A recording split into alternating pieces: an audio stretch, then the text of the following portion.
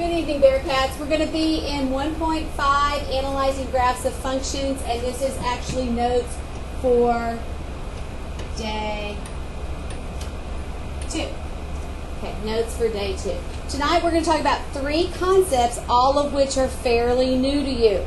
So you're really going to take careful notes and use these. I pulled examples that are similar to your classwork examples for you to work on, but this is really new material for you, so you really want to take careful notes. We're first going to talk about increasing and decreasing functions, and the more we know about a graph of a function, the more we know about the function itself. So the more we know about its graph, the more we know about the actual functions.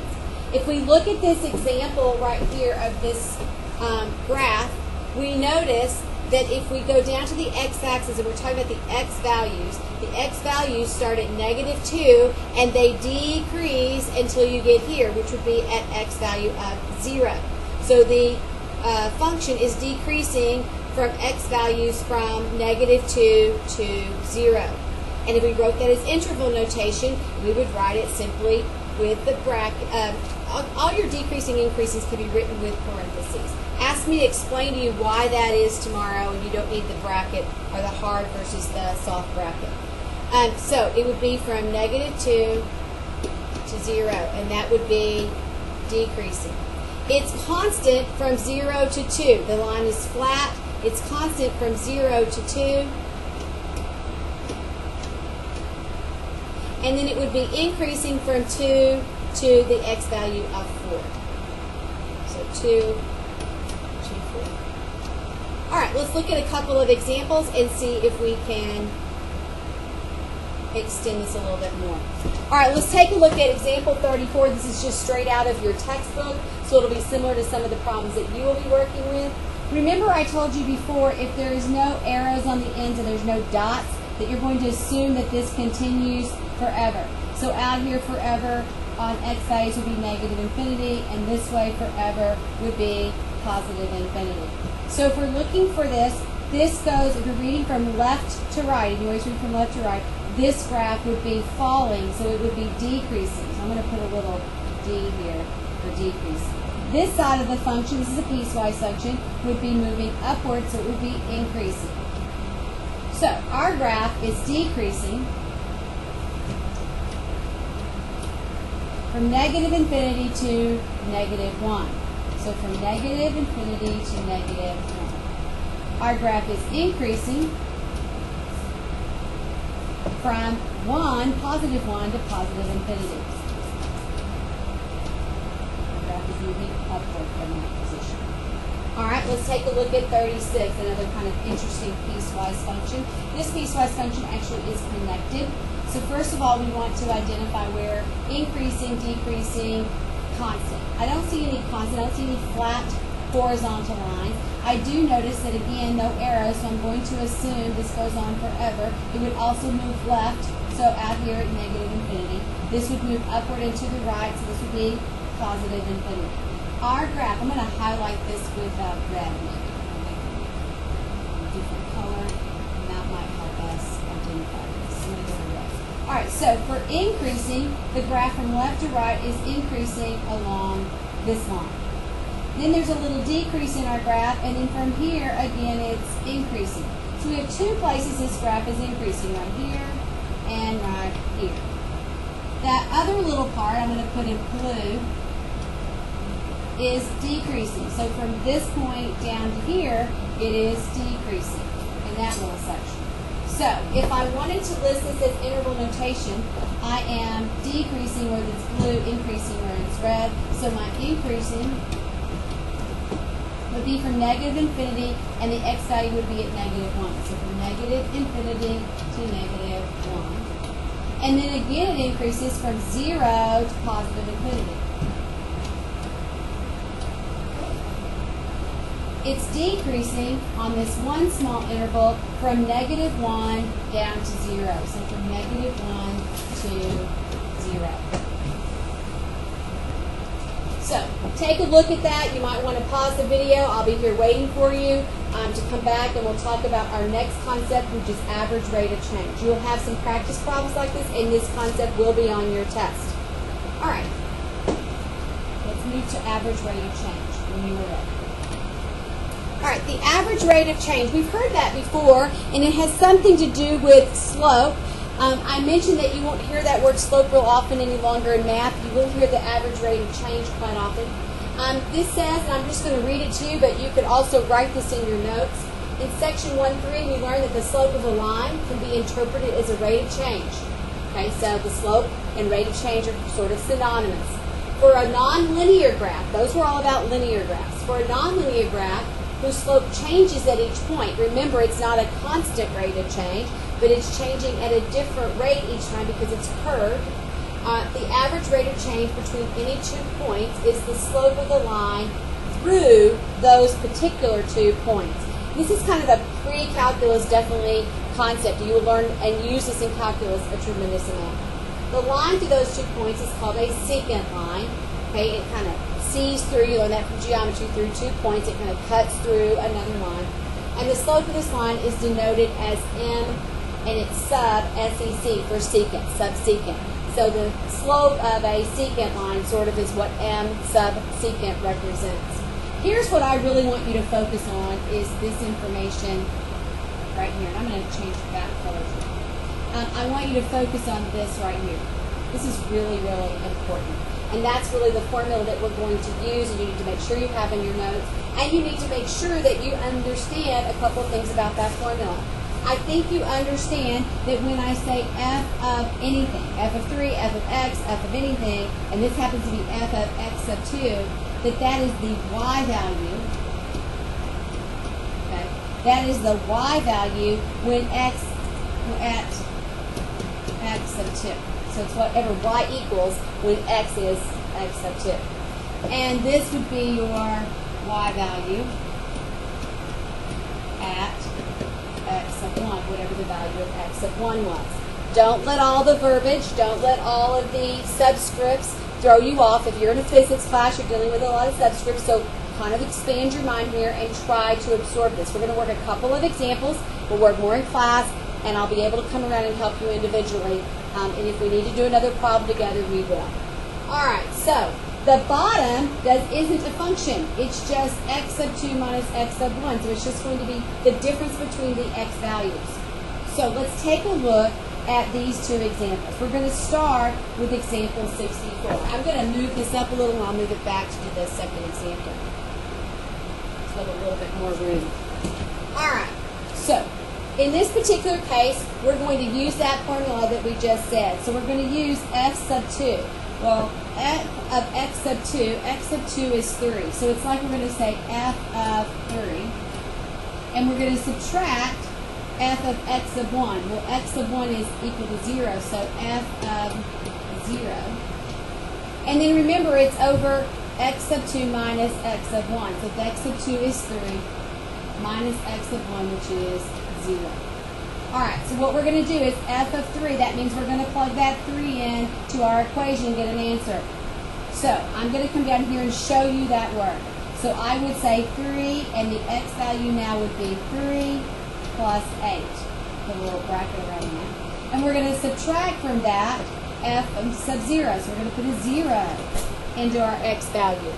So we're going to have 3 times 0 plus 8.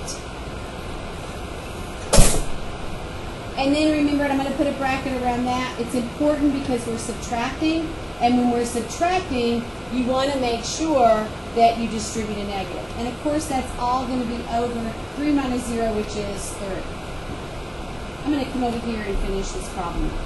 All right, so 3 times 3 is 9, plus 8 would be 17. And 3 times 0 is 0, plus 8 is 8. But we're minusing or subtracting 8. And remember, it's all over 3. Just to finish up, 17 minus 8 is actually 9 over 3, which reduces to 3. So our average rate of change, or not average, but our average rate of change is 3 with this particular problem. I would push pause and make sure you understand where we plugged everything in. And then I would come back and watch this next example. All right, let's take a look at example 68, also out of your textbook. It'll be similar to some of the examples that you have. And we've got a little more involvement here because our equation is a little bit more involved. I'm going to erase this right here just to kind of get out of the way with a little more working room. So you have those notes already. All right, so again, we want f of x sub 2. Well, that would be f of 6. And we're going to subtract f of x sub 1, which is 1. So subtract f of 1 all over x sub 2, which is 6, minus x sub 1, which is 1. And that's how we set up our problem. Then if you just take each piece individually, it's not that difficult. It's just a little bit time consuming. So basically for f of 6, we're going to plug in 6 for all the x's. So I'm going to put a big bracket here, and we're going to start doing that. The negative is not in a parenthesis, so it's outside. And you're going to parentheses for 6, and then we're going to cube that. That's got to be really careful in that section right there. And then plus 6, and parentheses 6 squared plus 6. And that took care of f of 6. Now we're going to subtract, I'm going to put in the bracket, f of 1. So now we're going to plug 1 in for all of these x's. So again, the negative goes on the outside. I'm going to put a 1 inside the bracket and cube it. Plus 6 times 1 inside some parentheses and square it. Plus 1 and close my bracket. And then remember, all of that will be over 6 minus 1, which was 5. Now you're just down to algebra and simplifying. So let's take a look at some simplification. If I take 6 and cube it, I get 216. But that negative is on the outside, so it's going to be negative 216. If I take 6 and square it, I get 36. But if I take 36 and multiply times this 6, I would get a positive 216. Isn't this coming out nice? And then plus 6. All right, this is the tricky part. I'm going to put this in parentheses for a minute because then we have a subtraction sign. I'm going to keep this in parentheses. At the next step, we're going to have to distribute the negative. All right, this 1 would be cubed, it would be 1, and that negative would be in front of it. Then you have 6 times 1 squared. 1 squared is 1 times 6, which would be positive 6. And finally, plus 1. And again, that would all be over 5. All right, this came out really nice. We've got some cancellations. I'm going to change pen color so that you can see that a little bit better. Pause at any point and write down and absorb it step by step. That will be helpful to you. All right, so let's take a look. We can cancel the 216 and the negative 216. So now we just have 6. And we still have our minus sign. And over here we can cancel the negative 1 and the positive 1, and we just have 6. And it would all be over 5. Well, 6 minus 6 is 0 over 5. And as we've talked about many times already this year, in a fraction, when the numerator is 0, then your whole entire fraction is equal to 0, and our average rate of change for this problem is 0. So Bearcats. A little happy man here because that was a long, hard problem. All right, so go ahead and pause, write your notes, make your extra notes for yourself, make sure you understand this, and you'll have several problems tomorrow to work in class like this. And I can help you with those if you're still having trouble. All right, our last concept for tonight, again, is a brand new concept to you. You've not done this before. We're going to talk about odd and even functions. In section 1-2, we studied different types of symmetry. You've studied symmetry before. You've talked about quadratics being symmetrical about the y-axis. And we studied symmetry a little bit when we did Conex last year in Algebra 2. A couple of things that I want you to make note of in this in these words right here. It says the terminology of functions. A function is said to be even if its graph is symmetric with the y-axis.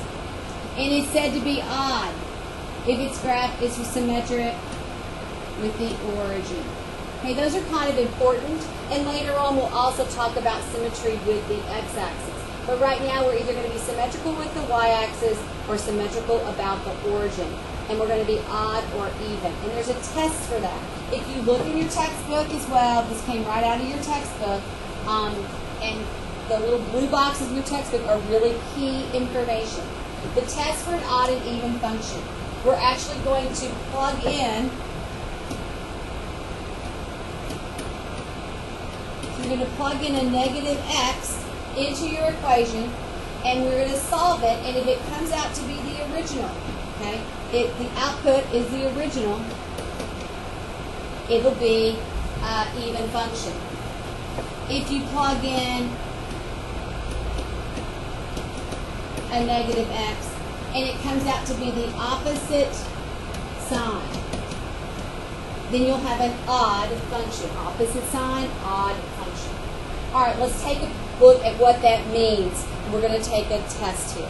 All right, so we're going to not take a test, but we're going to take a test for odd and even functions. So let's try number 73 here. The first thing we're going to do is we're going to go g of negative x. That means we're going to plug a negative x in for all of the x's. I'm going to put the negative x in parentheses. So negative x, and we're going to cube it. Minus 5 times negative x. All right, if we take a negative value and cube it, it will be negative. So this whole value will become negative x cubed. If we have a negative 5 times a negative x, this becomes positive 5x. All right, we've simplified that. Now what we want to do is we want to look to see if this is the same or opposite sign of the original.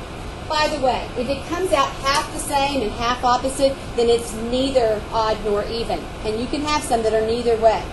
All right, so let's take a look. Let's try to factor out this negative. So you're going to factor out the negative. So I'm going to take out a negative on the outside and put a parenthesis. When I do, this would be positive x cubed, and this would be negative 5x. Is this information the same as the original information? It is. And this negative makes it the opposite sign of what it originally was. So it is opposite. So it is odd. And if it is odd, it is symmetrical with the origin. Stop and take a look at that and make sure you understand. If you need to pause it and make your notes to yourself.